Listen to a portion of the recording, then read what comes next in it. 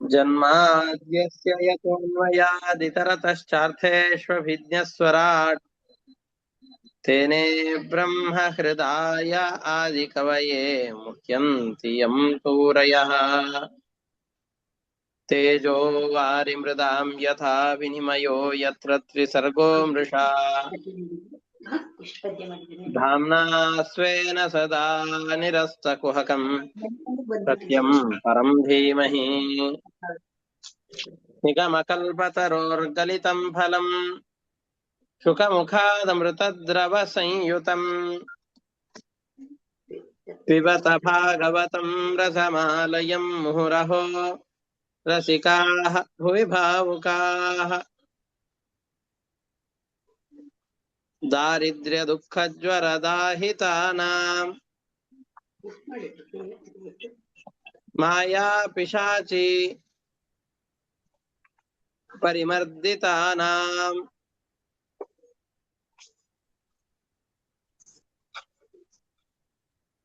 संसारसिन्धौ परिपातितानां क्षेमाय वै भागवतं प्रगर्जति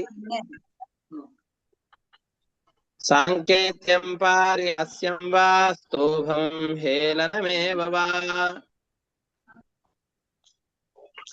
वैकुण्ठनामग्रहणम् अशेषाधहरं दुः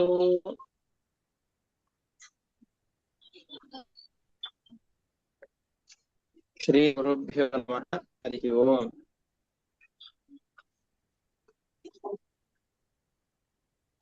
ಇಲ್ಲಿಯವರೆಗೆ ಕೃಷ್ಣನ ರಾಸಕ್ರೀಡೆ ಅದರ ಹಿಂದಿರುವಂತಹ ತತ್ವಗಳೇನು, ಕೃಷ್ಣ ಮಾಡಿದ್ದಾನೆ ಅಂತಂದ್ರೆ ನಾವು ಆ ಕೆಲಸಗಳನ್ನ ಮಾಡಬಹುದು.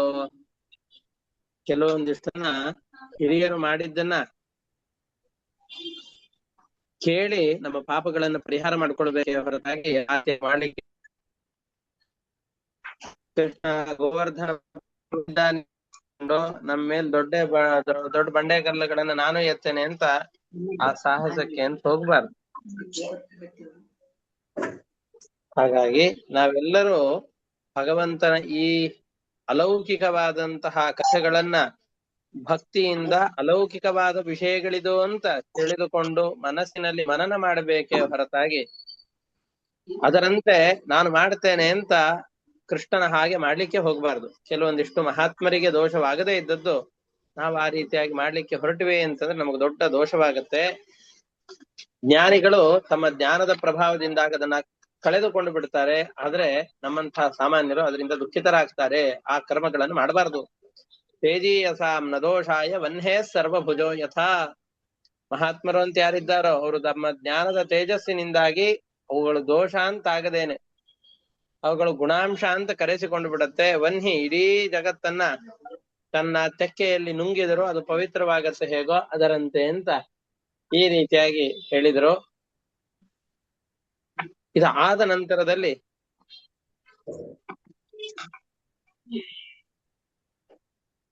ಮುಂದಿನ ಅಧ್ಯಾಯದಲ್ಲಿ 32ನೇ ಅಧ್ಯಾಯದಲ್ಲಿ ಈಗ ಮತ್ತೊಂದು ಕಥೆಯನ್ನು ಹೇಳಿಕೆ ಪ್ರಾರಂಭ ಮಾಡ್ತಾ ಇದ್ದಾರೆ.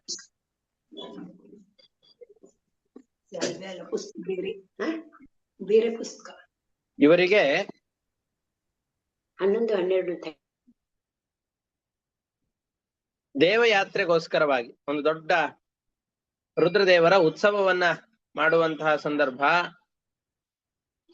ರುದ್ರದೇವರನ್ನು ಉದ್ದೇಶಿಸಿಕೊಂಡು ದೊಡ್ಡ ಉತ್ಸವವನ್ನು ಮಾಡುವಂತಹ ಸಂದರ್ಭದಲ್ಲಿ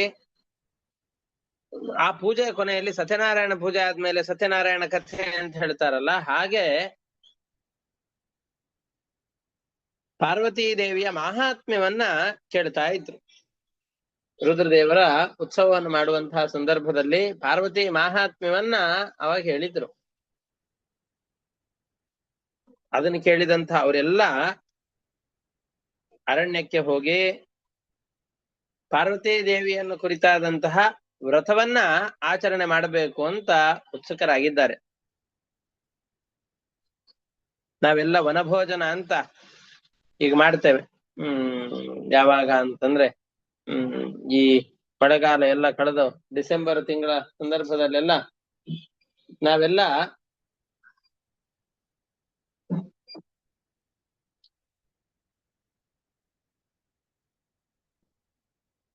ನಾವು ವನಭೋಜನ ಅಂತ ಮಾಡಿ ಮನೆ ಟೆರೇಸ್ ಮೇಲೋ ಬೆಳದಿಂಗಳು ಊಟ ಅಂತಂದ್ ಹೇಳಿ ಅಷ್ಟನ್ನಾದ್ರೂ ಮಾಡ್ತಾರೆ ಈಗ. ವಸಂತ ಭೋಜನ ಅಂತ ನಾವೆಲ್ಲ ಮಾಡ್ತೇವೆ. ಹಾಗೆ ಕಾಡಿನಲ್ಲಿ ಭಯಾನಕವಾದ ಅರಣ್ಯ ಪ್ರದೇಶಕ್ಕೆ ಹೋಗಿ ಅಲ್ಲಿ ಪಾರ್ವತೀ ದೇವಿಯನ್ನು ಕುರಿತು ಸರಸ್ವತಿ ನದಿಯ ತೀರದಲ್ಲಿ ತಪಸ್ಸನ್ನ ಮಾಡ್ತಾ ತೀರ್ಥೋಪವಾಸ ಅಂತ. ತೀರ್ಥೋಪವಾಸ ಅಂತಂದ್ರೆ ಬೆಳಿಗ್ಗೆ ಎದ್ದು ಭಗವಂತನ ಪೂಜಾದಿಗಳನ್ನೆಲ್ಲ ಮುಗಿಸಿ ಆ ಪೂಜೆಯ ಸಂದರ್ಭದಲ್ಲಿ ತೀರ್ಥ ಪ್ರಾಶನವನ್ನು ಮಾಡೋದು. ಪರಮಾತ್ಮನಿಗೆ ಅಭಿಷೇಕಿಸಿದಂತಹ ನೀರನ್ನ ಪ್ರಾಶನ ಮಾಡಿಕೊಂಡು ಇಡೀ ದಿವಸವನ್ನ ಕಳೆಯೋದು. ಹೀಗೆ ಒಂದು ಸರಸ್ವತಿ ನದಿಯ ನೀರನ್ನು ಕುಡಿಯೋದು, ಮತ್ತೆ ಬೆಳಗ್ಗೆ ತೀರ್ಥದ ಪ್ರಾಶನ, ಇಷ್ಟೇ. ಊಟ ಇಲ್ಲ, ಬರೀ ನೀರನ್ನು ಕುಡಿದು ಉಪವಾಸ. ಈ ತರದ ಒಂದು ಉಪವಾಸ ವ್ರತವನ್ನ ಸ್ವೀಕಾರ ಮಾಡ್ತಾ ಇದ್ದ. ಏಕದಾ ದೇವಯಾತ್ರಾಯಾಂ ಗೋಪಾಲ ಜಾತ ಕೌತುಕಾಃ ಆನೋಭಿರನಡುದ್ಯುಕ್ತೈಃ ಪ್ರಯುಯುಕ್ತೇಂಬಿಕಾವನಂ. ಮಹಾದೇವರ ಉತ್ಸವ ಕಾಲದಲ್ಲಿ ಪಾರ್ವತಿಯ ಕಥೆಯನ್ನ ಕೇಳಿ ಅವಳ ಅನುಗ್ರಹ ಆಯಿತು ಅಂತಂದ್ರೆ ಏನೇನ್ ಫಲ ಸಿಗತ್ತೆ ಅಂತ ಅದರಲ್ಲೆಲ್ಲ ಫಲಗಳನ್ನು ಹೇಳಿರ್ತಾರೆ. ಇಷ್ಟೆಲ್ಲ ಫಲ ಇದೆ ಅಲ್ಲ, ನಾವು ಹಾಗಾದ್ರೆ ಪಾರ್ವತಿಯನ್ನ ಕುರಿತು ತಪಸ್ಸನ್ನು ಮಾಡಬೇಕು ಅಂತ ವಿಚಾರ ಮಾಡಿ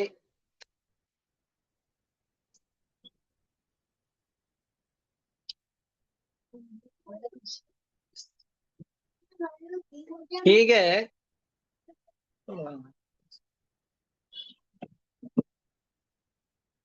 ಅವರು ಚೆನ್ನಾಗಿ ತಮ್ಮ ಗೋಪಾಲಕರು ಇವರೆಲ್ಲರನ್ನ ಸೇರಿಸಿಕೊಂಡು ಗಹನವಾದಂತಹ ಕಾಡಿಗೆ ಹೋಗ್ಬೇಕು ಅಂತ ಬಹಳ ಉತ್ಸಾಹದಿಂದ ಕೂತಿದ್ದಾರೆ. ಗಾಡಿಗಳನ್ನೆಲ್ಲ ಎತ್ತುಗಳನ್ನು ಕಟ್ಟಿಕೊಂಡು ದೊಡ್ಡ ದೇವಯಾತ್ರೆಗೆ ಅಂತ ತೆರಳುತ್ತಾ ಇದ್ದಾರೆ. ತತ್ರ ಸ್ನಾತ್ವಾ ಸರಸ್ವತ್ಯಾಂ ದೇವಂ ಪಶುಪತಿಂ ಪ್ರಭುಂ ಆನರ್ಚುರರ್ಹಣೈರ್ಭಕ್ತ್ಯಾ ದೇವೀಂಚ ನೃಪತೇಂಬಿಕಾಂ. ಸರಸ್ವತಿ ನದಿಯಲ್ಲಿ ಸ್ನಾನ ಮಾಡಿ ರುದ್ರದೇವರನ್ನ, ಪಾರ್ವತಿಯನ್ನ ಪುಷ್ಪ, ಗಂಧ ಮುಂತಾದಂತಹ ಯಾವ್ಯಾವ ಪೂಜಾ ದ್ರವ್ಯಗಳು ಅಂತಿವೆ ಆ ಪೂಜಾ ದ್ರವ್ಯಗಳಿಂದ ಅರ್ಚನೆ ಮಾಡಿ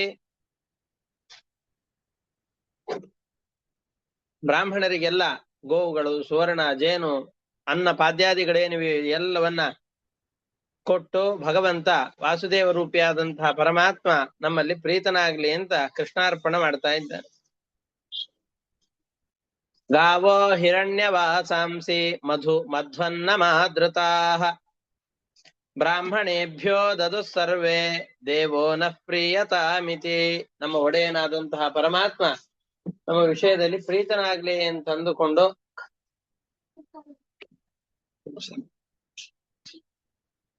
ನಹ ದೇವ, ನಮ್ಮ ಒಡೆಯನಾದಂತಹ ಪರಮಾತ್ಮ ಪ್ರೀತನಾಗ್ಲಿ ಅಂತಂದುಕೊಂಡು ಅನೇಕ ವಸ್ತುಗಳನ್ನು ದಾನ ಮಾಡಿ ಕೃಷ್ಣನ ಪ್ರೀತಿಗೋಸ್ಕರ ಸತ್ಕರ್ಮಗಳನ್ನು ಆಚರಣೆ ಮಾಡ್ತಾ ಇದ್ದಾರೆ. ಅದಾದ್ಮೇಲೆ ಊಷು ಸರಸ್ವತಿ ತೀರೆ ಜಲಂ ಪ್ರಾಶ್ಯ ಯತವ್ರತಾಃ ರಜನೀಂ ತಾಂ ಮಹಾಭಾಗ ಸನ್ನಂದಕಾದಯಃ. ಸರಸ್ವತಿ ನದಿಯ ತೀರದಲ್ಲಿ ಜಲಪ್ರಾಶನಗಳನ್ನು ಮಾಡಿ ಹಿಂದೆ ಹೇಳಿದ ಹಾಗೆ ತೀರ್ಥೋಪವಾಸ ಇವೆಲ್ಲವನ್ನು ಮಾಡಿಕೊಂಡು ಆ ನಂದ ಮತ್ತು ಆನಂದನ ಅಣ್ಣ ತಮ್ಮಂದಿರು ಯಾರ್ಯಾರು ಅವನ ಜೊತೆಯಲ್ಲಿದ್ದಾರೋ ಅವರೆಲ್ಲರೂ ಕೂಡ ಆ ಸರಸ್ವತಿ ನದಿಯ ತೀರದಲ್ಲಿ ವಾಸವನ್ನು ಮಾಡ್ತಾ ಇದ್ದಾರೆ. ರಾತ್ರಿ ಎಲ್ಲ ಅಲ್ಲೇ ವಾಸ ಮಾಡಿದ್ದಾರೆ. ಅಂತಹ ಸಂದರ್ಭದಲ್ಲಿ ಹಿಂದಿನ ಕಾಲದಲ್ಲೆಲ್ಲ ರಾತ್ರಿಯಲ್ಲಿ ಕಾಡಿನಲ್ಲಿ ಮಲಗೋದು ಅಂತಂದ್ರೆ ದೊಡ್ಡ ಪ್ರಯಾಸದ ಕೆಲಸ. ಅಲ್ಲೆಲ್ಲ ವಿಷ ಜಂತುಗಳು ಅವು ಇವು ಎಲ್ಲ ಇರತ್ತೆ. ಇವನು ಮಲಗಿದಂತಹ ಪ್ರದೇಶದಲ್ಲಿ ಒಂದು ದೊಡ್ಡ ಹೆಬ್ಬಾವಿತ್ತು. ಆ ಹೆಬ್ಬಾವು ಬಹಳ ಹಸುದು ಆಕಸ್ಮಿಕವಾಗಿ ದೇವರ ಇಚ್ಛೆಯಿಂದಾಗಿ ಅಲ್ಲಿಗೆ ಬಂದು ವಾಸ ಮಾಡ್ತಾ ಇತ್ತು. ಇಲ್ಲಿ ಬಂದು ನಂದ ಮುಂತಾದವರೆಲ್ಲ ನಿದ್ರೆಯನ್ನು ಮಾಡ್ತಾ ಇದ್ದಾರೆ. ಇದನ್ನ ನೋಡಿ ಆ ನಂದನನ್ನ ನುಂಗ್ಲಿಕ್ಕೆ ಅಂತ ಬಂದಿದೆ ಆ ಹಾವು. ಹಾವು ತನ್ನ ನುಂಗ್ತಾ ಇದೆ, ಕಾಪಾಡ್ರಿ ಅಂತಂದುಕೊಂಡು ನಂತ ಜೋರಾಗಿ ಕಿರಿಚ್ತಾ ಇದ್ದಾನೆ. ಕೃಷ್ಣ ಕೃಷ್ಣ, ಈ ದೊಡ್ಡ ಹಾವು ಬಂದು ನನ್ನನ್ನ ಕಾಪಾಡ್ತಾ ಇದೆ, ದೊಡ್ಡ ವಿಪತ್ತಿಗೆ ಆಪತ್ತಿಗೆ ಸಿಲುಕಿ ಬಿಟ್ಟಿದ್ದೇನೆ, ನನ್ನನ್ನು ಬಿಡಿಸು ಅಂತ ನಂತ ಜೋರಾಗಿ ಕಿರಿಚಿಕೊಳ್ತಾ ಇದ್ದಾನೆ. ಕಶ್ಚಿನ್ ಮಹಾನಹಿಸ್ತಸ್ಮಿನ್ ವಿಪಿನೇತೆ ಬುಭುಕ್ಷಿತಃ ಯದೃಚ್ಛಯ ಗತೋ ನಂದಂ ಶಯಾನಂ ಉರಗೋಗ್ರಸೀತ್. ಮಲಗಿದಾನೆ ಪಾಪ, ಉಪವಾಸದ ಸಂದರ್ಭದಲ್ಲಿ ಬಹಳ ವ್ಯಥೆಗೊಂಡು ಅವನು ಮಲಗಿದ್ದಾನೆ.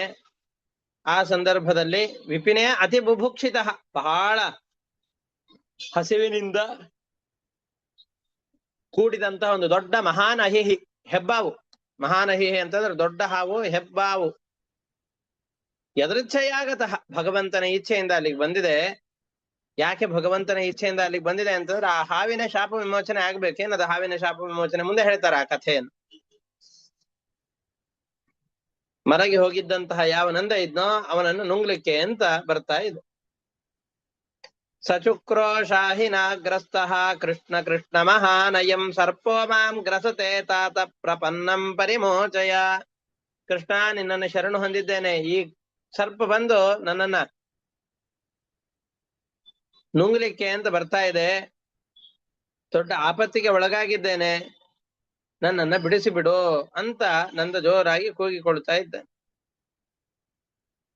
ಅವನನ್ನು ಕೂಗನ್ನು ಕೇಳಿಕೊಂಡಂತಹ ಗೋಪಾಲಕರೆಲ್ಲ ಬಂದು ಆ ಹೆಬ್ಬಾವಿನಿಂದ ರಕ್ಷಣೆ ಮಾಡಬೇಕು ಅಂತ ಆ ರಾತ್ರಿಯ ಸಂದರ್ಭದಲ್ಲಿ ಬೆಳಕಿಗೆ ಅಂತ ಇಟ್ಟಂತಹ ಯಾವ್ಯಾವ ಕೊಳ್ಳಿಗಳಿವೆನೋ ಆ ಕೊಳ್ಳಿಗಳಿಂದ ಜೋರಾಗಿ ಅದನ್ನು ಬಾರಿಸ್ತಾ ಇದ್ದಾರೆ, ಜೋರಾಗಿ ಹೊಡಿತಾ ಇದ್ದಾರೆ. ಕೊಳ್ಳಿಗಳಿಂದ ಜೋರಾಗಿ ಹೊಡೆದ್ರು ಆ ಹಾವೇನು ನಂದನನ್ನು ಬಿಡ್ತಾ ಇಲ್ಲ, ಗಟ್ಟಿಯಾಗಿ ಹಿಡಿದುಕೊಂಡಿದೆ. ಆವಾಗ ಕೃಷ್ಣ ಬಂದು ಕಾಲಿನಿಂದ ಅದನ್ನ ಜೋರಾಗಿ ತುಳಿತಾ ಇದ್ದಾನೆ, ಮೆಟ್ತಾ ಇದ್ದಾನೆ, ಜೋರಾಗಲ್ಲ ಮೆಟ್ತಾ ಇದ್ದಾನೆ. ತಸ್ಯ ಚಾಕ್ರಂದಿತಂ ಶ್ರುತ್ವಾ ಗೋಪಾಲ ಸಹಸೋತ್ಥಿತಾಃ ಗ್ರಸ್ತಂಚ ದೃಷ್ಟ್ವಾ ಸಂಭ್ರಾಂತಾಃ ಸರ್ಪಂ ವಿವ್ಯಧುರುಲ್ಮುಖೈಃ. ಉಲ್ಮುಖ ಅಂತಂದ್ ಹೇಳಿದ್ರೆ ಕೊಳ್ಳಿ ಅಂತ. ಬರೀ ದಂಡಗಳು ಅಂತಂದ್ ಹೇಳಿದ್ರೆ ಕಟ್ಟಿಗೆ ಆಗತ್ತೆ, ಬರೀ ಕಟ್ಟಿಗೆಯಿಂದ ಹೊಡಿಲಿಲ್ಲ ಅವರು, ಉಲ್ಮುಖ ಅಂತ ಕರೀತಾರೆ. ಉಲ್ಮುಖ ಅಂತಂದ್ರೆ ಆ ಕಟ್ಟಿಗೆಯಲ್ಲಿ ಕೆಂಡ ಇರಬೇಕು, ಬೆಂಕಿ ಇರಬೇಕು, ಬೆಂಕಿಯಿಂದ ಸಹಿತವಾದ ಕೊಳ್ಳಿಯಿಂದ ಹೊಡಿತಾ ಇದ್ದಾರೆ. ಸುಡಬೇಕು, ಎಂತ ಹಾವಾದ್ರೂ ಅದನ್ನ ಬಿಟ್ಟು ಬಿಡ್ಬೇಕು. ಜೋರಾಗಿ ಹೊಡಿತಾ ಇದ್ದಾರೆ, ಅವರಿಗೆ ಭಯ ಗ್ರಸ್ತರಾಗಿದ್ದಾರೆ, ಏನಾದ್ರೂ ಮಾಡಿ ನಂದನನ್ನ ಆಪತ್ತಿನಿಂದ ಬಿಡಿಸ್ಬೇಕು ಅಂತಿದ್ದಾರೆ. ಎಷ್ಟು ಜೋರಾಗಿ ಹೊಡೆದ್ರು ಅದನ್ನ ಬಿಡಿಸ್ಲಿಕ್ಕೆ ಆಗ್ತಾ ಇಲ್ಲ. ಅಲಾತೈರ ಹನ್ಯಮಾನೋಪಿ ನಾ ಮುಂಚತ್ತಮುರಂಗಮಃ ತಮಸ್ಪೃಶತ್ ಪದಾಭ್ಯೇತ್ಯ ಭಗವಾನ್ ಸಾತ್ವತಾಂ ಪತಿಃ. ಎಷ್ಟು ಜೋರಾಗಿ ಆ ಕೊಳ್ಳಿಗಳಿಂದಾಗಿ ಹೊಡಿತಾ ಇದ್ರು, ಅದೇನು ಸುಮ್ಮನೆ ಬಿಡ್ತಾ ಇಲ್ಲ ಇವನನ್ನ. ನ ಅಮುಂಚತ ತಂ ಉರಂಗಮಃ, ಆ ಸರ್ಪ ಇವನನ್ನು ಬಿಡ್ತಾ ಇಲ್ಲ. ಆ ಸಂದರ್ಭದಲ್ಲಿ ಕೃಷ್ಣ, ಸಜ್ಜನರ ಪಾಲಕನಾದಂತಹ ಕೃಷ್ಣ ಬಂದು ತನ್ನ ಪಾದದಿಂದಾಗಿ ಕೃಷ್ಣನ ಶರೀರವನ್ನ ಸ್ಪರ್ಶ ಮಾಡ್ತಾ ಇದ್ದಾನೆ. ಭಗವಂತನ ಪಾದ ಸ್ಪರ್ಶವಾದ ತಕ್ಷಣ ಇಲ್ಲಿವರೆಗೂ ಹೆಬ್ಬಾವಿನ ರೂಪದಲ್ಲಿದ್ದಂತಹ ಆ ಯಾವ ಜೀವ ಇತ್ತೋ ಅದು ತತ್ಕ್ಷಣದಲ್ಲಿ ಆ ಹೆಬ್ಬಾವಿನ ಶರೀರವನ್ನು ಬಿಟ್ಟು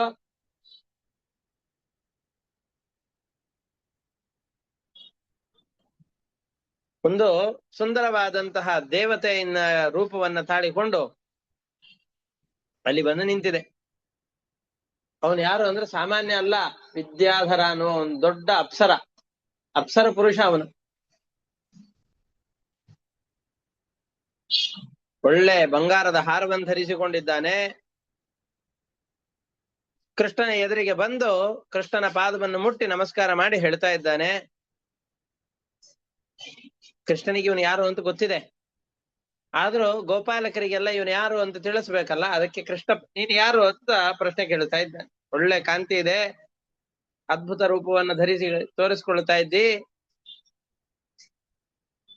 ಈ ಹಾವಿನಂತಹ ನೀಚ ಶರೀರ ನಿನಗೆ ಯಾಕೆ ಬಂತು ಅಂತ ಕೇಳ್ತಾ ಇದ್ದ.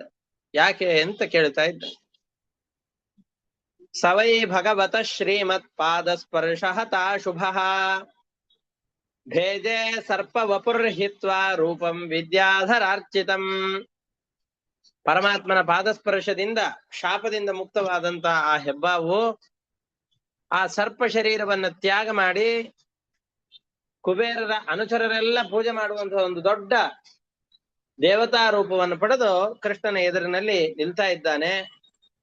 ತಮ ಪೃಚ್ಛದ್ ಹೃಷಿಕೇಶಃ ಪ್ರಣತಂ ಸಮುಪಸ್ಥಿತಂ ದೀಪ್ಯಮಾನೇನ ವಪುಷ ಪುರುಷಂ ಹೇಮ ಮಾಲಿನಂ.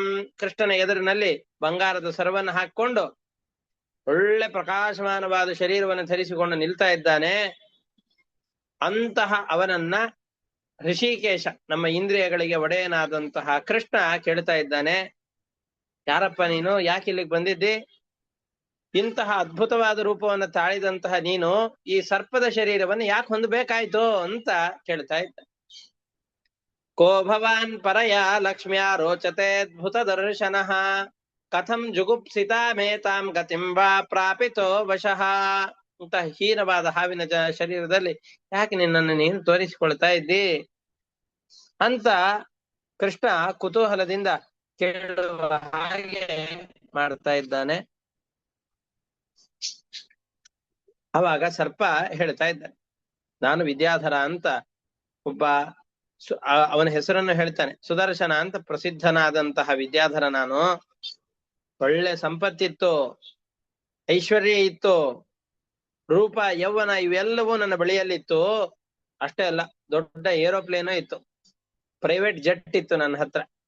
ಎಲ್ಲಿಗೆ ಬೇಕೋ ಅಲ್ಲಿಗೆ ನನ್ನ ಸ್ವಂತ ವಿಮಾನದಲ್ಲಿ ಸಂಚಾರ ಮಾಡುವಂತಹ ದೊಡ್ಡ ಸಂಪತ್ತಿನ ರಾಶಿ ನನ್ನ ಬಳಿಯಲ್ಲಿ ಇತ್ತು. ಬೇಕಾದಷ್ಟು ಸಂಪತ್ತು, ವಿಮಾನ, ಏನೇನ್ ಬೇಕೋ ಎಲ್ಲವೂ ನನ್ನ ಹತ್ರ ಇತ್ತು. ಇಂತಹ ನಾನು ವಿಮಾನದಲ್ಲಿ ಎಲ್ಲಾ ಕಡೆಯಲ್ಲಿ ಸಂಚಾರ ಮಾಡ್ತಾ ಇದ್ದೆ. ಆ ಸಂದರ್ಭದಲ್ಲಿ ಅಂಗಿರಸ ಋಷಿಗಳು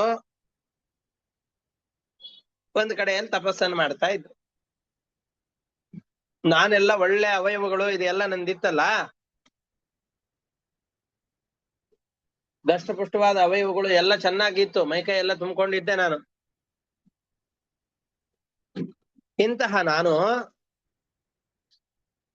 ಒಮ್ಮೆ ಐಶ್ವರ್ಯದ ಮದ, ಸೌಂದರ್ಯದ ಮದ ಎಲ್ಲ ನೆತ್ತಿಗೆ ಏರಿತ್ತು ನನಗೆ. ಮದ ಎಲ್ಲ ತಲೆ ಮೇಲೆ ಹತ್ತು ಕೂತಿದೆ. ಅಂಗಿರಸ ಋಷಿಗಳು ಒಮ್ಮೆ ತಪಸ್ಸನ್ನು ಮಾಡ್ತಾ ಇದ್ರು. ತಪಸ್ಸನ್ನು ಮಾಡ್ತಾ ಮಾಡ್ತಾ ಅವರ ಶರೀರ ಎಲ್ಲ ಕೃಶವಾಗಿ ಹೋಗಿತ್ತು, ಬಹಳ ಕೃಶವಾಗಿ ಹೋಗಿತ್ತು ಅವರ ಶರೀರ.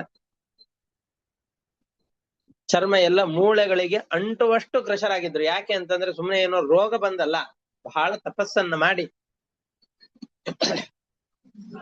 ಅವರ ಶರೀರ ಕೃಶವಾಗಿ ಹೋಗಿದೆ. ಅವರನ್ನು ನೋಡಿ ಹಾಸ್ಯ ಮಾಡಿದೆ. ಏನೋ ಇವ್ರ ಮನೇಲಿ ತಿನ್ಲಿಕ್ಕೆ ಉಣ್ಲಿಕ್ಕೆ ಏನ ಅನ್ನ ಇಲ್ಲ ಏನೋ ಹೀಗಿದ್ದಾರೆ. ಆಮೇಲೆ ಶರೀರದಲ್ಲಿ ಕೃಶತೆ ಬರ್ಲಿಕ್ಕೆ ಮತ್ತೊಂದು ಕಾರಣ ಇದೆ. ಅತಿಯಾದ ಸ್ತ್ರೀ ಭೋಗವನ್ನು ಮಾಡಿದ್ರು ಅಂತಂದ್ರೆ ಆವಾಗ ಶರೀರಕ್ಕೆ ಕೃಶತ ಅನ್ನುವಂಥ ಒಂದು ರೋಗ ಬರುತ್ತೆ. ಶರೀರ ಎಲ್ಲ ಕ್ಷೀಣವಾಗಿ ಹೋಗುತ್ತೆ. ಇವರಿಗೂ ಕೂಡ ತಪಸ್ಸನ್ನ ಮಾಡಿ ಮಾಡಿ ಮಾಡಿ ಶರೀರದಲ್ಲಿ ಆ ತೆರನಾದಂತಹ ರೋಗ ಬಂದಿದೆಯೋ ಏನೋ ಅಂತ 4-6 ಜನರ ಎದುರುಗಡೆಯಲ್ಲಿ ಹೇಳಿ ನಗ್ತಾ ಇದ್ರು. ಅವರು ತಪಸ್ಸಿನಿಂದ ಕೃಶರಾಗಿದ್ರು. ಹಾಸ್ಯ ಮಾಡಿ ಅವರ ಕೃಶತೆಯನ್ನು ಯಾವುದೋ ಒಂದು ರೋಗದಿಂದ, ಸ್ತ್ರೀ ಲೋಲುಪತನದಿಂದಾಗಿ ಬಂದಿದೆ ಅಂತಂದುಕೊಂಡು ನಕ್ಕೆ ಅವರು ಶಾಪ ಕೊಟ್ರು. ನನಗೆ ಹೆಬ್ಬಾವಿನ ಜನ್ಮ ಬರುವ ಹಾಗೆ ಮಾಡ್ತಾ ಇದ್ದ. ಹೀಗೆ ನಾನೇನೋ ಅತಿಯಾದ ಸಂಪತ್ತಿತ್ತು, ಆ ಸಂಪತ್ತಿನ ಮದದಿಂದಾಗಿ ಕೊಬ್ಬಿ ಹೋಗಿದ್ದಲ್ಲ, ದೇವರು ಅದಕ್ಕೆ ನನಗೆ ಸರಿಯಾಗಿ ಶಿಕ್ಷೆಯನ್ನು ಕೊಟ್ರು. ನನ್ನ ಪ್ರಾರಬ್ಧ ಪಾಪ ಈ ಶಾಪದ ರೂಪದಲ್ಲಿ ನನಗೆ ಬಂತು. ಆದರೆ ಅಂಗಿರಸ ಋಷಿಗಳಿಗೆ ನನ್ನ ಮೇಲೆ ಸಿಟ್ಟಿದೆ ಅಂತಂದುಕೊಳ್ಳ, ಸಿಟ್ಟಿಲ್ಲ. ಯಾಕೆಂದ್ರೆ ಅವರು ಶಾಪ ಕೊಟ್ಟಿದ್ದಾರೆ ಅಂತ ಸಾಮಾನ್ಯವಾಗಿ ಎಲ್ಲರಿಗೂ ಅನಿಸುತ್ತೆ, ಅಯ್ಯೋ ಹಾವಿನ ಶರೀರ ಬಂತು, ಹಾವಿನ ಶರೀರ ಬಂತು ಅಂತ. ಹೌದು, ಒಂದಿಷ್ಟು ವರ್ಷಗಳ ಕಾಲ ಸರ್ಪದ ಶರೀರವನ್ನೇನೋ ನಾನು ಪಡೆದೆ. ಆದರೆ ಕೃಷ್ಣನ ಪಾದಸ್ಪರ್ಶವಾಯ್ತಲ್ಲ, ಕೃಷ್ಣನ ಪಾದಸ್ಪರ್ಶವಾಗುವಂತಹ ದೊಡ್ಡ ಸೌಭಾಗ್ಯ ಬಂದಿದ್ದು ಅಂಗಿರಸ ಋಷಿಗಳಿಂದಾಗಿ. ಇಲ್ಲ ಅಂದ್ರೆ ಬೇರೆ ಯಾರಿಗೆ ತಾನೇ ಕೃಷ್ಣನ ಪಾದಸ್ಪರ್ಶವಾಗ್ಲಿಕ್ಕೆ ಅವಕಾಶ ಇದೆ ಹೇಳ್ರಿ? ಹಾಗಾಗಿ ಅಂಗಿರಸ ಋಷಿಗಳು ನನಗೆ ಮಾಡಿದ್ದು ಶಾಪ ಅಂತ ನಾನು ಯೋಚನೆ ಮಾಡೋದಿಲ್ಲ. ಇದು ವರವೇ ಆಗಿತ್ತು. ನೋಡ್ಲಿಕ್ಕೆ ಇದು ಶಾಪ ಅಂತ ಕಾಣಿಸಿದರೂ ಕೂಡ ಅಂಗಿರಸ ಋಷಿಗಳು ನಮಗೆ ವರವನ್ನೇ ಕೊಟ್ಟಿದ್ದಾರೆ. ಯಾಕೆ? ಲೋಕ ಗುರುವಾದಂತಹ ಪರಮಾತ್ಮನ ಪಾದಗಳ ಸಂಪರ್ಕ ನನಗಾಗಿದೆ. ಏನೇನಿದೆಯೋ ನನ್ನ ಎಲ್ಲ ಪಾಪಗಳು ಕೂಡ ಸುಟ್ಟು ಭಸ್ಮ ಆಗೋಯ್ತು. ಬರೀ ಅಂಗಿರಸ ಋಷಿಗಳಿಗೆ ಅವಜ್ಞೆ ಮಾಡಿದ್ರಿಂದಾಗಿ ಏನು ಪಾಪ ಬಂದಿತ್ತೋ ಆ ಪಾಪಗಳಷ್ಟೇ ಅಲ್ಲ, ಜನ್ಮ ಜನ್ಮಾಂತರಗಳ ಪಾಪ ಏನಿದೆಯೋ ಅದು ಪರಮಾತ್ಮನ ಪಾದ ಸ್ಪರ್ಶವಾದ ಮಾತ್ರದಲ್ಲಿ ನನಗೆ ನೀಗಿ ಹೋಯ್ತು. ಹಾಗಾಗಿ ನಿನ್ನ ಪಾದ ಸ್ಪರ್ಶವಾದ ತತ್ಕ್ಷಣದಲ್ಲಿ ನನ್ನ ಶಾಪ ಏನಿತ್ತು ಆ ಎಲ್ಲ ಶಾಪದಿಂದ ಮುಕ್ತನಾಗಿ ಹೋಗಿದ್ದೇನೆ. ಸಂಸಾರದಲ್ಲಿದ್ದು ನೊಂದು ಬೆಂದು ಸಂಸಾರಪ್ಪ ಸಾಕಪ್ಪ ಅಂತ ಹೇಳುವಂತಹ ವ್ಯಕ್ತಿಗಳು ನಿನ್ನ ಪಾದಗಳನ್ನ ಭಜಿಸಬೇಕು. ಅಂತಹವರ ಭಯವನ್ನ ಕಳೆಯುವಂತಹ ವ್ಯಕ್ತಿ ನೀನು. ನಿನ್ನ ಪಾದ ಸ್ಪರ್ಶವಾಗಿದೆ, ನನ್ನ ಪಾಪಗಳೆಲ್ಲ ಮುಕ್ತವಾಗಿದೆ. ನಿನ್ನ ಪಾದಗಳಿಗೆ ನಮಸ್ಕಾರ ಮಾಡಿ ನಿನ್ನಲ್ಲಿ ಅಪ್ಪಣೆಯನ್ನು ಕೇಳ್ತಾ ಇದ್ದೇನೆ ಅಂತ ಹೇಳ್ತಾ ಇದ್ದಾನೆ. ನನಗೆ ಅನುಮತಿಯನ್ನು ಕೊಡು, ನಾನು ನನ್ನ ಲೋಕಕ್ಕೆ ತೆರಳುತ್ತೇನೆ ಅಂತ ಸುದರ್ಶನ ಎಂಬ ವಿದ್ಯಾಧರ ಪ್ರಶ್ನೆ ಮಾಡ್ತಾ ಇದ್ದ, ಅನುಮತಿಯನ್ನು ಕೇಳ್ತಾ ಇದ್ದಾನೆ ಪರಮಾತ್ಮನ ಬಳಿಯಲ್ಲಿ. ನಿನ್ನ ದರ್ಶನದಿಂದ ನಿನ್ನ ಸ್ಪರ್ಶನದಿಂದ ಬ್ರಾಹ್ಮಣರ ಶಾಪದಿಂದ ನಾನು ಮುಕ್ತನಾಗಿದ್ದೇನೆ. ಇದೇನ್ ದೊಡ್ಡದು ಅಂತ ನಾನು ವಿಚಾರ ಮಾಡೋದಿಲ್ಲ. ಯಾಕೆ? ಭಗವಂತನ ನಾಮಸ್ಮರಣೆಯನ್ನ ಮಾಡಿದ ಮಾತ್ರಕ್ಕೆ ಅಥವಾ ಯಾರಾದ್ರೂ ನಾಮಸ್ಮರಣೆಯನ್ನ ಮಾಡ್ತಾ ಇರೋದನ್ನ ಭಕ್ತಿಯಿಂದ ಕೇಳಿದರೆ ಅವರ ಪಾಪಗಳೆಲ್ಲವೂ ಕೂಡ ಶಮನವಾಗಿ ಹೋಗತ್ತೆ ಅಂತಾದಾಗ ಪರಮಾತ್ಮ ನಿನ್ನಲ್ಲಿ ಇಷ್ಟು ಅಮಿತವಾದ ಭಕ್ತಿಯನ್ನ ಆಚರಿಸುವಂತಹ ನನ್ನ ಪಾಪಗಳೆಲ್ಲ ಪರಿಹಾರ ಆಗತ್ತೆ ಅಂತ ಪ್ರತ್ಯೇಕವಾಗಿ ಹೇಳಬೇಕೇನು? ಸರ್ವಥಾ ಇಲ್ಲ. ನನ್ನ ಪಾಪಗಳೆಲ್ಲ ನಿಶ್ಚಿತವಾಗಿ ಪರಿಹಾರವಾಗತ್ತೆ, ಇದರಲ್ಲಿ ಸಂದೇಹವೇ ಇಲ್ಲ ಅಂತ ಹೇಳ್ತಾ ಇದ್ದ. ಇಷ್ಟು ಆ ವಿದ್ಯಾಧರನ ಕಥೆಯನ್ನ ಹೇಳ್ತಾ ಇದ್ದ. ಅವನ ಕಥೆಯನ್ನು ಹೇಳಿದ್ರು. ಅಹಂ ವಿದ್ಯಾಧರ ಕಶ್ಚಿತ್ ಸುದರ್ಶನ ಇತಿ ಶ್ರುತಃ ಶ್ರಿಯಾ ಸ್ವರೂಪ ಸಂಪತ್ಯ ವಿಮಾನೇನಾಚರಂ ದಿಶಃ ಋಷೀನ್ ವಿರೂಪಾನ್ ಅಂಗಿರಸಃ ಪ್ರಾಹ ಸಂರೂಪ ದರ್ಪಿತಃ ತೈರಿಮಾ ಪ್ರಾಪಿತೋ ಯೋನಿಂ ಪ್ರಲಬ್ಧಃ ಸ್ವೇನ ಪಾಪ್ಮನ. ನನ್ನ ಪ್ರಾರಬ್ಧದ ಪಾಪ ಏನಿತ್ತೋ ಗೊತ್ತಿಲ್ಲ. ಸುದರ್ಶನ ಅನ್ನುವ ವಿದ್ಯಾಧರ, ಸುದರ್ಶನ ಅನ್ನುವಂತಹ ಹೆಸರು ನನಗೆ. ವಿದ್ಯಾಧರರು ಒಂದು ಕುಬೇರನ ಒಂದು ಗಣ, ಆ ಗಣದ ಒಬ್ಬ ದೇವತೆ ನಾನು. ಬೇಕಾದಷ್ಟು ಸಂಪತ್ತಿತ್ತು. ಆಕಾಶದಲ್ಲಿ ಸಂಚಾರ ಮಾಡುವಂತಹ ವಿಮಾನವನ್ನೇರಿ ಎಲ್ಲ ಕಡೆಯಲ್ಲಿ ಸಂಚಾರ ಮಾಡುವಾಗ ತಪಸ್ಸಿನಿಂದ ಕೃಶರಾದಂತಹ ಅಂಗೀರಸ ಮುನಿಗಳನ್ನು ನೋಡಿ ತೆಗಳಿದೆ. ರೂಪದ ಮದದಿಂದಾಗಿ ತೃಪ್ತನಾಗಿದ್ದೆ. ಅವರು ಶಾಪ ಕೊಟ್ರು, ಅದಕ್ಕೋಸ್ಕರ ಈ ಪಾಪದ ಫಲವಾಗಿ ಸರ್ಪದ ಶರೀರವನ್ನು ಪಡೆದಿದ್ದೆ. ಶಾಪೋ ಮೇ ನುಗ್ರಹಾಯ ಕೃತಸ್ಥೈ ಕರುಣಾತ್ಮಭಿ ಯದಹಂ ಲೋಕ ಗುರುಣ ಪಾದ ಸ್ಪೃಷ್ಟೋ ಹತಾಶುಭಃ. ಅಂಗಿರಸ ಋಷಿಗಳು ಶಾಪವನ್ನು ಕೊಟ್ಟಿದ್ದಾರೆ ಎಂದು ನನಗೀಗ ಅನ್ನಿಸ್ತಾ ಇಲ್ಲ. ಯಾಕೆಂದ್ರೆ ಲೋಕಕ್ಕೆ ಒಡೆಯನಾದಂತಹ ಪರಮಾತ್ಮನ ಪಾದಸ್ಪರ್ಶವಾಗುವಂತಹ ದೊಡ್ಡ ಸೌಭಾಗ್ಯ ನನಗೆ ಸಿಕ್ಕಿದೆ ಅಂತಂದ್ರೆ ಇದು ವರವೇ ಹೊರತಾಗಿ ಶಾಪವಲ್ಲ. ನೀನ್ ಪಾದದಿಂದಾಗಿ ಮುಟ್ಟಿ ನನ್ನ ಪಾಪಗಳನ್ನ ಪರಿಹಾರ ಮಾಡ್ತಾ ಇದ್ಯಾ, ಇದು ನನ್ನ ದೊಡ್ಡ ಅನುಗ್ರಹ ಆಯಿತು ಅಂತ ಹೇಳ್ತಾ ಇದ್ದ. ತಂ ತ್ವಾಹಂ ಭವಭೀತಾನಾಂ ಪ್ರಪನ್ನಾನಾಂ ಭಯಾಪಹಂ ಅಪೃಚ್ಛೆ ಶಾಪ ನಿರ್ಮುಕ್ತಃ ಪಾದಸ್ಪರ್ಶಾದಮೀವಹನ್. ನಾನು ನಿನ್ನ ಜೊತೆಯಲ್ಲಿ ಭಯಭೀತನಾದಂತಹ ನಾನು ಭಯವನ್ನ ಪರಿಹಾರ ಮಾಡುವಂತಹ ನಿನ್ನನ್ನು ಶರಣು ಹೊಂದಿದ್ದೇನೆ. ಈಗ ಶಾಪದಿಂದ ನಿರ್ಮುಕ್ತನೂ ಆಗಿದ್ದೇನೆ. ನಿನ್ನ ಬಳಿಯಲ್ಲಿ ಕೇಳ್ತಾ ಇದ್ದೇನೆ, ದೇವ ನನಗೆ ಹೊರಡಲಿಕ್ಕೆ ಅನುಮತಿಯನ್ನು ಕೊಡು. ಪರಮಾತ್ಮ ನಿನ್ನ ಪಾದಸ್ಪರ್ಶದಿಂದಾಗಿ ಬ್ರಾಹ್ಮಣರ ಶಾಪದಿಂದಾಗಿ ವಿನಿರ್ಮುಕ್ತನಾಗಿದ್ದೇನೆ, ಇದೇನ್ ದೊಡ್ಡದು ಅಂತ ನಾನು ಹೇಳೋದಿಲ್ಲ. ಯಾಕೆ? ಭಗವಂತನ ನಾಮವನ್ನ ಗ್ರಹಣೆ ಮಾಡಿದ ಮಾತ್ರಕ್ಕೆ, ನಾಮ ಸ್ಮರಣೆಯನ್ನ ಮಾಡಿದ ಮಾತ್ರಕ್ಕೆ ಎಲ್ಲ ಶ್ರೋತೃಗಳು ವಕ್ತೃಗಳು ಜನ್ಮ ಜನ್ಮಾಂತರಗಳ ಪಾಪವನ್ನ ನೀಗಿಸಿಕೊಂಡು ಬಿಡ್ತಾರೆ. ನಿನ್ನ ಪಾದಸ್ಪರ್ಶವಾಗಿದೆ, ನನ್ನ ಪಾಪಗಳೆಲ್ಲ ಭಸ್ಮವಾಗಿ ಹೋಗಿದೆ. ಬ್ರಹ್ಮದಂಡಾದ್ ವಿಮುಕ್ತೋಹಂ ಸದ್ಯಸ್ಥೇದ್ಭುತ ದರ್ಶನಾತ್. ಪಾದಸ್ಪರ್ಶವಾಗಿದೆ, ಕಣ್ಣಿನಿಂದ ನಿನ್ನ ರೂಪವನ್ನು ನೋಡಿದ್ದೇನೆ. ಎರಡೂ ರೀತಿಯಿಂದ ಪಾವಿತ್ರ್ಯವನ್ನು ಪಡೆದಂತಹ ನಾನು ನನ್ನ ಎಲ್ಲ ಬ್ರಾಹ್ಮಣ ಶಾಪದಿಂದಾಗಿ ಮುಕ್ತನಾಗಿದ್ದೇನೆ. ಯನ್ನಾಮ ಗೃಹನ್ ಅಖಿಲಾನ್ ಶ್ರೋತೃನ್ ಆತ್ಮಾನಮೇವಚ ಸದ್ಯ ಪುನಾದಿ ಕಿಂ ಭೂಯಃ ತಸ್ಯ ಸ್ಪೃಷ್ಟಃ ಪದಾಹಿತೆ.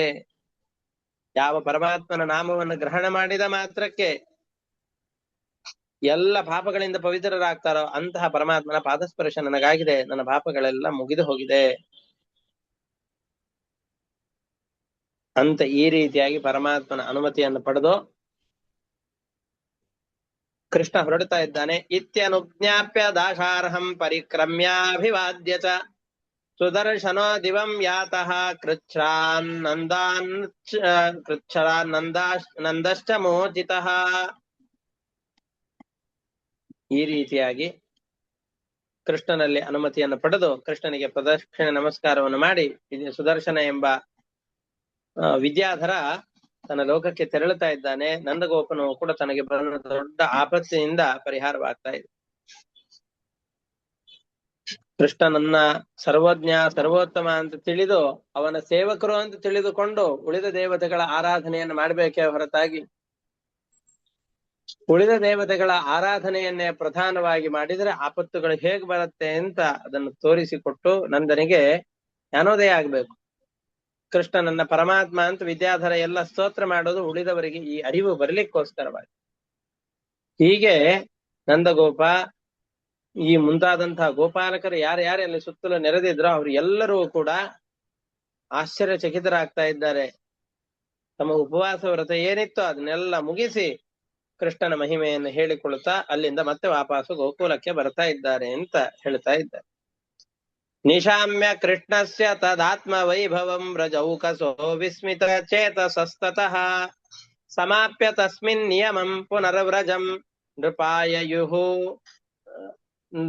ಆಯಯುಹು ತತ್ಕಥಯಂತ ಆದೃತಾ. ಎಲ್ಲರಿಗೂ ಹೋಗುವಾಗ ಯಾವ ತವಕ ಇತ್ತೋ ಬರುವಾಗ ಕೃಷ್ಣನ ಮಹತ್ವಗಳನ್ನು ಹೇಳುವಂತಹ ಅತಿಶಯವಾದಂತಹ ಪ್ರೀತಿ, ಅದರಲ್ಲಿ ಉತ್ಕಂಠತೆಯಿಂದಾಗಿ ಎಲ್ಲರೂ ಆ ಕೃಷ್ಣನ ಕಥೆಯನ್ನು ಹೇಳುತ್ತಾ ಹೇಗೆಲ್ಲ ಕೃಷ್ಣ ನಮ್ಮನ್ನು ರಕ್ಷಣೆ ಮಾಡ್ತಾ ಇದ್ದಾನೆ ಅಂತ ಮತ್ತೆ ಆ ಕೃಷ್ಣನ ಗುಣಗಾನವನ್ನು ಮಾಡ್ತಾ ಎಲ್ಲರೂ ಬರ್ತಾ ಇದ್ದಾರೆ. ಇಂತಹ ಕೃಷ್ಣ ಮತ್ತು ಬಲರಾಮ ಇವರಿಬ್ರು ಕೂಡ ಒಂದು ದಿವಸ ಇಷ್ಟಕ್ಕೆ ಒಂದು ಕಥೆ ಮುಗೀತು. ಇದು ಆದ್ಮೇಲೆ ಇನ್ನೊಂದು ಕಥೆಯನ್ನು ಇಲ್ಲಿ ಹೇಳ್ತಾ ಇದ್ದಾರೆ. ಏನಿದು ಏನು ಅಂತಂದ್ರೆ, ಒಮ್ಮೆ ಕೃಷ್ಣ ಅದ್ಭುತ ಪರಾಕ್ರಮಿಯಾದಂತಹ ಕೃಷ್ಣ ಇವರಿಬ್ರು ಕೃಷ್ಣ ಬಲರಾಮ ಇವರಿಬ್ರು ಕೂಡ ಕಾಡಿನಲ್ಲಿ ಸಂಚಾರ ಮಾಡ್ತಾ ಇದ್ದಾರೆ. ಕೃಷ್ಣನ ಬಗ್ಗೆ ಚೆನ್ನಾಗಿ ಗುಣಗಾನವನ್ನು ಮಾಡ್ತಾ ಇದ್ದಾರೆ. ಎಲ್ಲರೂ ಕೃಷ್ಣನಿಗೆ ಮೈಯಲ್ಲಿ ಗಂಧ ಮುಂತಾದವುಗಳನ್ನ ಹಚ್ಚಿ ಒಳ್ಳೆ ಬಟ್ಟೆಗಳನ್ನು ತೊಡಿಸಿ ಅಲಂಕಾರ ಮಾಡಿ ಕೃಷ್ಣನಿಗೆ ಬಲರಾಮನಿಗೆ ಅಲಂಕಾರ ಮಾಡಿ ಬಹಳ ಸಂತೋಷ ಪಡ್ತಾ ಇದ್ದಾರೆ. ಮಕ್ಕಳನ್ನ ಅಲಂಕಾರ ಮಾಡಿ ತಾಯಿಯರು ಸಂತೋಷ ಪಡುವ ಹಾಗೆ ಸಂತೋಷ ಮಾಡ್ತಾ ಇದ್ದಾರೆ. ಕದಾಚಿದಥ ಗೋವಿಂದೋ ರಾಮಶ್ಚಾದ್ಭುತ ವಿಕ್ರಮಃ ವಿಜಹ್ರತುರ್ವನೆ ರಾತ್ರ್ಯಾಂ ಮಧ್ಯಗೌ ವ್ರಜಯೋಷಿತಾಂ ಉಪಗೀಯಮಾನೋ ಲಲಿತಂ ಶ್ರೀಜನೈರ್ಬದ್ಧ ಸೌಹೃದೈಃ ಸ್ವಲಂಕೃತಾನುಲಿಪ್ತಾಂಗೌ ಸ್ರಗ್ವಿಡೌ ವಿರಂಜಾಂಬರೌ. ಹೀಗೆಲ್ಲ ಗಂಧವನ್ನ ಹಚ್ಚಿದ್ದಾರೆ, ನಿರ್ಮಲವಾದಂತಹ ಬಟ್ಟೆಗಳನ್ನ ತೊಡಿಸಿದ್ದಾರೆ, ಒಳ್ಳೆ ಮಾಲೆಗಳನ್ನ ಕೃಷ್ಣರು ತೊಟ್ಟುಕೊಂಡಿದ್ದಾರೆ. ಇಂತಹ ರಾಮಕೃಷ್ಣರು ಮುಸ್ಸಂಜೆ ಸಂದರ್ಭವಾಗಿದೆ. ಆ ಸಂಜೆಯ ಸಂದರ್ಭದಲ್ಲಿ ಚೆನ್ನಾಗಿ ಹಾಡ್ತಾ ಇದ್ದಾರೆ, ಎಲ್ಲರ ಕಿವಿಗೆ ಹಿತಕರವಾಗಿದೆ. ಕೃಷ್ಣ ವೇಣುಗಾನವನ್ನು ಮಾಡ್ತಾ ಇದ್ದಾನೆ, ಆ ಗಾನವನ್ನು ಕೇಳಿ ಮೈ ಮರಿತಾ ಇದ್ದಾರೆ. ಇಂತಹ ಈ ಸಂದರ್ಭದಲ್ಲಿ ಹೂಮಾಲೆ ಮುಂತಾದವುಗಳೆಲ್ಲ ಅವರು ತೊಟ್ಟುಕೊಂಡಿದ್ದು ಆ ಕೃಷ್ಣನ ವೇಣುಗಾನವನ್ನು ಕೇಳ್ತಾ ತಲೆಯನ್ನ ತೂಗ್ತಾ ಇದ್ರೆ ಹೂಗಳೆಲ್ಲ ಉದುರಿ ಹೋಗ್ತಾ ಇದೆ ಅಂತೆ. ಉದುರುತ್ತಾ ಇದ್ದಿದ್ದು ಗಮನಿಸ್ಲಿಲ್ಲ. ಜಗತ್ತು ಸರ್ವಭೂತಾನ ಮನಶ್ರವಣ ಮಂಗಲಂ ತೌ ಕಲ್ಪಯಂತೋ ಯುಗಪಥ ಸ್ವರಮಂಡಲ ಮೂರ್ಛನಾಂ. ಇಬ್ಬರು ರಾಮ ಮತ್ತು ಕೃಷ್ಣರು, ಬಲರಾಮ ಕೃಷ್ಣ ಇವರಿಬ್ರು ಕೂಡ ಜೋರಾಗಿ ಸ್ತೋತ್ರವನ್ನ ಮಾಡ್ತಾ ಇದ್ರೆ ಎಲ್ಲರಿಗೂ ಕೇಳಿ ಬಹಳ ಪರಮಾನಂದವಾಗಿದೆ. ತಲೆಯನ್ನು ತೂಗ್ತಾ ಇದ್ದಾರೆ. ಎಲ್ಲರಿಗೆ ಹಿತವಾಗ್ತಾ ಇದೆ. ಕೇಳ್ತಾ ಕೇಳ್ತಾ ತಲೆಯನ್ನು ತೂಗ್ತಾ ಇದ್ರೆ ಅವ್ರ ತಲೆಯಲ್ಲಿ ಹಾಕಿಕೊಂಡಂತಹ ಕೂದಲಿನಲ್ಲಿ ಸಿಕ್ಕಿಸಿಕೊಂಡಂತಹ ಹೂಗಳೆಲ್ಲ ಉದುರಿ ಬೀಳ್ತಾ ಇದೆ. ಗೋಪ್ಯಸ್ತದ್ಗೀತ ಮಾಕರ್ಣ್ಯ ಮೂರ್ಛಿತ ನಾವಿದನ್ ನೃಪ. ಮೋಹ ಪಾಶಕ್ಕೊಳಗಾಗ್ಬಿಟ್ಟು ಶ್ಲಥದ್ದುಕೂಲಮಾತ್ಮಾನಂ ಸ್ರತ್ತ ಕೇಶಸ್ರಜಂ ತತಃ. ಈ ರೀತಿಯಾಗಿ ರಾಮಕೃಷ್ಣರು ಚೆನ್ನಾಗಿ ಹಾಡ್ತಾ ಸಾಯಂಕಾಲದ ಸಂದರ್ಭದಲ್ಲಿ ವಿಹಾರ ಮಾಡ್ತಾ ಇದ್ದಾರೆ. ಅಂತಹ ಸಂದರ್ಭದಲ್ಲಿ ಕುಬೇರನ ಒಬ್ಬ ಅನುಚರ ಶಂಖಚೂಡ ಅಂತ ದೈತ್ಯನೇ ಅವನು. ರುದ್ರದೇವರ ವರಬಲದಿಂದಾಗಿ ನಾಶರಹಿತನಾಗಿದ್ದ. ನಿನಗೆ ಅವಧ್ಯತ್ವ ವರವನ್ನು ಕೊಡ್ತೇನೆ ಅಂತ ರುದ್ರದೇವರಿಂದ ವರವನ್ನು ಪಡೆದುಕೊಂಡಿದ್ದವನು. ತಯೋರ್ ನಿರೀಕ್ಷತೋರೇವ ತನ್ನಾಥಂ ಪ್ರಮದಾ ಜನಂ ಕ್ರೋಶಂತಂ ಕಾಲಯಾಮಾಸ ದಿಶ್ಯುದೀಚ್ಯಾಮ ಶಂಕಿತಃ. ಅವರೆಲ್ಲ ಮೈ ಮರೆತು ಕೃಷ್ಣನ ಹಾಡುಗಳನ್ನು ಕೇಳ್ತಾ ಇದ್ರೆ ಈ ಶಂಖಚೂಡ ಅನ್ನುವ ದೈತ್ಯ ಬಂದು ಆ ಗೋಪಿಯರನ್ನೆಲ್ಲರನ್ನು ಕೂಡ ಸೆಳೆದುಕೊಂಡು ಹೋಗ್ತಾ ಇದ್ದಾನೆ.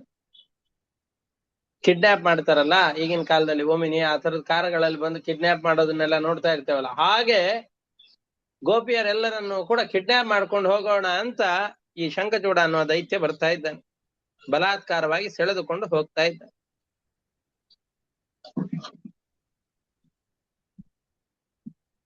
ಈ ಹಸುಗಳೆಲ್ಲ ಹುಲಿ ತೋಳ ಇವುಗಳೆಲ್ಲವನ್ನು ಹಿಡಿದುಕೊಂಡು, ಹುಲಿ ತೋಳುಗಳೆಲ್ಲ ಬಂದು ಹಸುಗಳನ್ನು ಹಿಡಿದುಕೊಂಡು ಹೋಗ್ತಾ ಇವೆ ಅಂತಂದು ಹೇಳಿದ್ರೆ ಹಸುಗಳೆಲ್ಲ ಆರ್ತನಾದವನ್ನು ಮಾಡಿ ಕೃಷ್ಣ ಕೃಷ್ಣ ಅಂತ ಕೂಗಿಕೊಳ್ಳೋದಿಲ್ವಾ, ತನ್ನ ಒಡೆಯನನ್ನ ಕೂಗಿಕೊಳ್ಳೋದಿಲ್ಲೇನೋ ಆ ರೀತಿಯಾಗಿ ಗೋಪಿಯರು ಕೂಡ ಜೋರಾಗಿ ಕೂಗಿಕೊಳ್ತಾ ಇದ್ದಾರೆ. ಕೃಷ್ಣ ರಾಮ ಬನ್ನಿ ನಮ್ಮನ್ನ ರಕ್ಷಿಸಿ ಅಂತ ಹೇಳಿಕೊಳ್ತಾ ಇದ್ದಾರೆ. ಕ್ರೋಶಂತಂ ರಾಮ ರಾಮೇತಿ ವಿಲೋಕ್ಯ ಸ್ವಪರಿಗ್ರಹಂ ಯಥಾಗಾದಸ್ಯ ನಾಗ್ರಸ್ತಾಃ ಭ್ರಾತರಾವನ್ವಧಾವತಾಂ. ರಾಮ ಕೃಷ್ಣ ಜೋರಾಗಿ ಕರೆದಾಗ ಅವರೆಲ್ಲ ಬಂದು ಕೃಷ್ಣನನ್ನ ಮತ್ತು ರಾಮನನ್ನ ಕೂಗಿಕೊಂಡಾಗ ಅವರಿಬ್ರು ಓಡಿಕೊಂಡು ಬಂದು ಅವರನ್ನ ರಕ್ಷಣೆ ಮಾಡಬೇಕು ಅಂತ ಮುಂದುವರಿತಾ ಇದ್ದಾರೆ. ಆ ಶಂಖಚೂಡ ಅನ್ನೋ ದೈತ್ಯ ಇದ್ದನಲ್ಲ ಅವನನ್ನು ತಡಿಬೇಕು ಅಂತ ಅಲ್ಲೇ ಈ ಬೆಳೆದಂತಹ ದೊಡ್ಡ ತಾಳ ಮರಗಳೆಲ್ಲ ಇತ್ತಲ್ಲ ಆ ತಾಳೆ ಮರಗಳನ್ನು ಕಿತ್ ಹಿಡಿದು ಹೆದರ್ಬೇಡ್ರಿ ನೀವೆಲ್ಲ ನಿಮ್ಮನ್ನ ರಕ್ಷಣೆ ಮಾಡ್ತೇವೆ ಅಂತ ಹೇಳಿ ಆ ಯಕ್ಷನನ್ನ ಸಮೀಪಿಸ್ತಾ ಇದ್ದಾರೆ. ಯಕ್ಷ ರಾಮಕೃಷ್ಣರು ಬಂದಿದ್ದನ್ನು ನೋಡಿ ಯಾರನ್ನ ಅಪಹಾರ ಮಾಡಿಕೊಂಡು ಹೊರಟಿದ್ನ ಆ ಗೋಪಿಯರೆಲ್ಲರನ್ನು ಕೂಡ ಅಲ್ಲಿಯೇ ಬಿಟ್ಟು ಓಡ್ಲಿಕ್ಕೆ ಅಂತ ಪಲಾಯನ ಮಾಡ್ಲಿಕ್ಕೆ ಅಂತ ಪ್ರಾರಂಭ ಮಾಡ್ತಾ ಇದ್ದ. ಮಾಭೈಷ್ಟೇತ್ಯಭಯ ರಾವೌ ಕಾಲಹಸ್ತೌ ಮನಸ್ವಿನೌ ಆಸೇದತುಸ್ತಂ ತರಸ ತ್ವರಿತಂ ಗುಹ್ಯ ಕಾಧವಂ. ಶಂಖಚೂಡ ಎಂಬಂತಹ ದೈತ್ಯನನ್ನ ಸಮೀಪಿಸಿ ನೀವ್ ಯಾರು ಹೆದರಬೇಡಿ ನಿಮ್ಮನ್ನ ರಕ್ಷಣೆ ಮಾಡ್ತೇನೆ ಅಂತ ರಾಮಕೃಷ್ಣರಿಬ್ರು ಕೂಡ ತಾಳೆ ಮರವನ್ನು ಕಿತ್ಕೊಂಡು ಹೊಡಿಲಿಕ್ಕೆ ಅಂತ ಬರ್ತಾ ಇದ್ದಾರೆ. ಅದನ್ನ ನೋಡಿ ಪಲಾಯನ ಮಾಡ್ತಾ ಇದ್ದಾನೆ. ಸವೀಕ್ಷತಾವನು ಪ್ರಾಪ್ತೌ ಕಾಲ ಮೃತ್ಯು ಇವೋ ದ್ವಿಜನ್. ನನ್ನನ್ನ ಹೊಡೆದು ಕೊಂದೇ ಬಿಡ್ತಾರೆ ಇವರು, ಯಮ ಬಂದಾಗ ಬಂದಿದ್ದಾನೆ ಅಂತಂದುಕೊಂಡು ಹೆದರಿಕೊಂಡು ಓಡಿ ಹೋಗ್ತಾ ಇದ್ದಾರೆ. ಆ ಯಾವ ಸ್ತ್ರೀಯರನ್ನು ಹಿಡಿದುಕೊಂಡಿದ್ದ ಆ ಸ್ತ್ರೀಯರೆಲ್ಲರನ್ನು ಕೂಡ ಅಲ್ಲೇ ಬಿಟ್ಟು ಇವರು ಪಲಾಯನ ಮಾಡ್ತಾ ಇದ್ದಾನೆ. ಓಡ್ ಹೋಗ್ಬಿಟ್ರೆ ತಪ್ಪಿಸ್ಕೋಬಹುದು ಅಂತ, ಆದ್ರೆ ರಾಮಕೃಷ್ಣರು ಇವನನ್ನು ಬಿಡ್ಲಿಲ್ಲ. ಎಲ್ಲಿಗಿದ್ದಾರೋ ಅಲ್ಲಿಯವರೆಗೂ ಅವರನ್ನ ಅಟ್ಟಿಸಿಕೊಂಡು ಹೋಗ್ತಾ ಇದ್ದಾರೆ. ಸವೀಕ್ಷತಾವನು ಪ್ರಾಪ್ತೋ ಕಾಲ ಮೃತ್ಯು ಇವೋ ದ್ವಿಜನ್ ವಿಸೃಜ್ಯ ಸ್ತ್ರೀಜನಂ ಮೂಢಃ ಪ್ರಾದ್ರವಜ್ಜೀವನೇಚ್ಛಯ. ತನ್ನ ಪ್ರಾಣವನ್ನು ಉಳಿಸಿಕೊಳ್ಬೇಕು ಅಂತ ಪಲಾಯನ ಮಾಡ್ತಾ ಇದ್ದಾನೆ. ತಮನ್ನ ಧಾವತ್ ಗೋವಿಂದೋ ಯತ್ರ ಯತ್ರ ಸ ಧಾವತಿ ಜಿಹೀರ್ಷುಸ್ತಚ್ಚಿರೋ ರತ್ನಂ ತಸ್ಥೌ ರಕ್ಷನ್ ಸ್ತ್ರೀಯೋ ಬಲಃ. ಗೋಪಿಯರೆಲ್ಲ ಎಲ್ಲಿದ್ದಾರೋ ಅಲ್ಲಿ ಬಲರಾಮನನ್ನ ನಿಲ್ಲಿಸಿದ. ಯಾಕೆಂದ್ರೆ ಯಕ್ಷರಿಗೆ ರಾಕ್ಷಸರಿಗೆಲ್ಲ ಅನೇಕ ರೂಪಗಳಿರತ್ತೆ. ಒಂದು ರೂಪದಿಂದ ಅಲ್ಲಿಗೆ ನಾವು ನನ್ನ ಬೆನ್ನಟ್ಟಿಕೊಂಡು ಹೋದಾಗ ಇನ್ನೊಂದು ರೂಪದಿಂದ ಬಂದು ಇಲ್ಲಿ ಅಪಹಾರ ಮಾಡ್ಕೊಂಡು ಹೋಗ್ಬಿಟ್ರೆ ಹಾಗಾಗ್ಬಾರ್ದಲ್ಲ. ಅದಕ್ಕೆ ಅಂತಂದುಕೊಂಡು ಮತ್ತೊಂದು ರೂಪದಿಂದಾಗಿ ಇವರ ರಕ್ಷಣೆಗೋಸ್ಕರ ಅಂತ ಬಲರಾಮನನ್ನು ಇಲ್ಲಿ ಇಟ್ಟು ಕೃಷ್ಣ ಅವನನ್ನು ಬೆನ್ನಟ್ಟಿಕೊಂಡು ಹೋಗ್ತಾ ಇದ್ದಾನೆ. ಅವನು ಹೆದರ್ಕೊಂಡು ಓಡ್ ಹೋಗ್ತಾ ಇದ್ದಾನೆ. ಆದ್ರೂ ಅವನ ತಲೆ ಮೇಲೆ ಒಂದು ಅಪೂರ್ವವಾದ ರತ್ನ ಇತ್ತು. ಆ ರತ್ನವನ್ನ ಸೆಳೆದುಕೊಂಡು ಬರಬೇಕಾಗಿದೆ. ಅದಕ್ಕೆ ಕೃಷ್ಣ ಅವನನ್ನು ಬೆನ್ನಟ್ಟಿಕೊಂಡು ಹೋಗ್ತಾ ಇದ್ದಾನೆ. ಯತ್ರ ಯತ್ರ ಸಧಾವತಿ, ಎಲ್ಲೆಲ್ಲಿ ಓಡಿಕೊಂಡು ಹೋಗ್ತಾ ಇದ್ದಾನೋ ಅಲ್ಲಿ ಎಲ್ಲ ಸ್ಥಳಕ್ಕೂ ಅವನನ್ನು ಬೆನ್ನಟ್ಟಿಕೊಂಡು ಹೋಗ್ತಾ ಇದ್ದಾನೆ. ಹೋಗಿ ಯಾಕೆ ಹೋದ? ಜಿಹೀರ್ಷು ತಚ್ಚಿರೋ ರತ್ನಂ, ಅವನ ತಲೆ ಮೇಲಿದ್ದಂತಹ ಅಪೂರ್ವವಾದ ರತ್ನವನ್ನ ಕಿತ್ತುಕೊಳ್ಬೇಕಾಗಿದೆ. ಅದಕ್ಕೋಸ್ಕರವಾಗಿ ಗೋಪಿಯರ ರಕ್ಷಣೆಗೆ ಬಲರಾಮ ನಿಂತಾಗ ಕೃಷ್ಣ ಅವನನ್ನು ಬೆನ್ನಟ್ಟಿಕೊಂಡು ಹೋಗಿ ಅವನ ತಲೆ ಮೇಲಿದ್ದಂತಹ ರತ್ನವನ್ನ ತೆಗೆದುಕೊಂಡು ಬರ್ತಾ ಇದ್ದ. ಅವಿದೂರ ಇವಾಭ್ಯೇತ್ಯ ಶಿರಸ್ತಸ್ಯ ದುರಾತ್ಮನಃ ಜಹಾರ ಮುಷ್ಟಿನೈವಾಂಗ ಸಹ ಚೂಡಾಮಣಿಂ ವಿಭು. ಶ್ರೀಕೃಷ್ಣ ಸಮೀಪದಲ್ಲಿಯೇ, ಬಹಳ ದೂರ ಓಡಿ ಹೋಗ್ಲಿಕ್ಕೆ ಬಿಡ್ಲಿಲ್ಲ. ಅವನ ಸಮೀಪದಲ್ಲಿಯೇನೆ ಆ ಅಸುರನನ್ನು ಹಿಡಿದುಕೊಂಡು ಮುಟ್ಟಿಯಿಂದ ಚೆನ್ನಾಗಿ ಗುದ್ದಿ ಮೇಲಿದ್ದಂತಹ ಚೂಡಾಮಣಿಯನ್ನ ವೇಗವಾಗಿ ಕಿತ್ತುಕೊಳ್ತಾ ಇದ್ದಾನೆ. ಶಂಖ ಚೂಡಂ ನಿಹತ್ಯೈವ ಮಣಿಮಾದಾಯ ಭಾಸುರಂ ಅಗ್ರಜಾಯ ದದಾತ್ ಪ್ರೀತ್ಯ ಪಶ್ಯಂತೀನಾಂಚ ಯೋಷಿತಾಂ. ಆ ಶಂಖಚೂಡನನ್ನ ಹೊಡೆದು ಗೋಪಿಯರೆಲ್ಲ ನೋಡ್ತಾ ಇದ್ದ ಹಾಗೇನೆ ಹೊಳೆಯುವ ಅದ್ಭುತವಾದಂತಹ ಮಣಿಯನ್ನ ಎತ್ಕೊಂಡು ಮತ್ತೆ ಗೋಪಿಯರು ಬಲರಾಮ ಎಲ್ಲ ಎಲ್ಲಿದ್ರು ಅಲ್ಲಿಗೆ ಬಂದು ಬಲರಾಮನಿಗೆ ಆ ಮಣಿಯನ್ನು ಕೊಟ್ಟು ಪ್ರೀತಿಯಿಂದಾಗಿ ಬಲರಾಮ ಇದನ್ನ ನೀನೇ ಧರಿಸಿಕೋ ಅಂತ ಕೊಡ್ತಾ ಇದ್ದಾನೆ ಅಂತ ಹೇಳ್ತಾ ಇದ್ದ. ಇಷ್ಟಕ್ಕೆ ಭಾಗವತದ 10ನೇ 2ನೇ ಅಧ್ಯಾಯ ಮುಗಿಯತ್ತೆ. ಇದಾದ ನಂತರದಲ್ಲಿ ಕೃಷ್ಣನ ವಿರಹವನ್ನ, ಕೃಷ್ಣ ಹಸುಗಳನ್ನ ಮೇಯಿಸಿಕೊಂಡು ಕಾಡಿಗೆ ಹೋದಾಗ ಈ ಗೋಕುಲದಲ್ಲಿ ಇದ್ದಂತಹ ಅವರೆಲ್ಲರೂ ಕೂಡ ಎಷ್ಟು ವ್ಯಥೆಗೊಂಡು ಕೃಷ್ಣನ ವಿರಹವನ್ನ ಅನುಭವಿಸ್ತಾ ಇದ್ರು. ಆ ಸಂದರ್ಭದಲ್ಲಿ ಅವರೆಲ್ಲ ಹೇಗೆ ಕಾಲವನ್ನ ಕಳೀತಾ ಇದ್ರು ಅನ್ನೋದನ್ನ, ಕೃಷ್ಣನ ಸ್ತೋತ್ರಗಳನ್ನು ಹೇಳಿಕೊಳ್ಳೋದ್ರ ಮುಖಾಂತರವಾಗಿ ಕಾಲಯಾಪನೆಯನ್ನು ಹೇಗೆ ಮಾಡ್ತಾ ಇದ್ರು ಅನ್ನೋದನ್ನ ಮತ್ತೆ ಮುಂದಿನ ಅಧ್ಯಾಯದಲ್ಲಿ ಮಾಡ್ತಾರೆ. ಅದು ಮತ್ತೆ ಒಂದು ಹೊಸ ಪ್ರಕರಣವೇ ಪ್ರಾರಂಭವಾಗ ಮತ್ತೆ ಮುಂದಿನ ಪಾಠದಲ್ಲಿ ನೋಡೋಣ ಅಂತ ಹೇಳ್ತಾ ಇವತ್ತಿನ ಪಾಠವನ್ನ ಮುಕ್ತಾಯ ಮಾಡ್ತಾ ಇದ್ದೇನೆ. ಹರಯೇ ನಮಃ. ಶ್ರೀಕೃಷ್ಣಾರ್ಪಣಮಸ್ತು. ಅನೇನ ಭಾವಿ ಯತ್ ಪುಣ್ಯಂ ತೇನ ಪ್ರೀಣಾದು ಕೇಶವಃ. ಹರಯೇ ನಮಃ. ಶ್ರೀಕೃಷ್ಣಾರ್ಪಣಮಸ್ತು. ಎಲ್ಲರಿಗೂ ನಮಸ್ಕಾರ. ನಮಸ್ಕಾರ ಗುರುಗಳೇ. ನಮಸ್ಕಾರ ಗುರುಗಳೇ.